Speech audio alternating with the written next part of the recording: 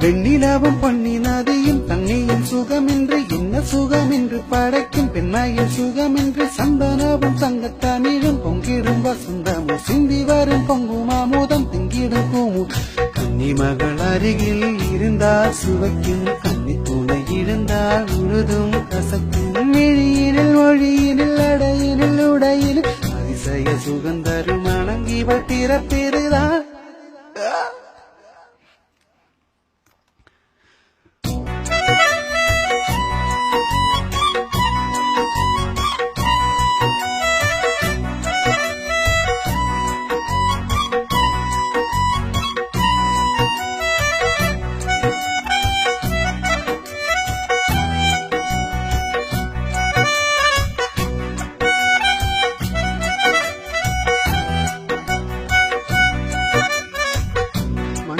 இந்த காதலன்றி யாரும் வாழ்க்கை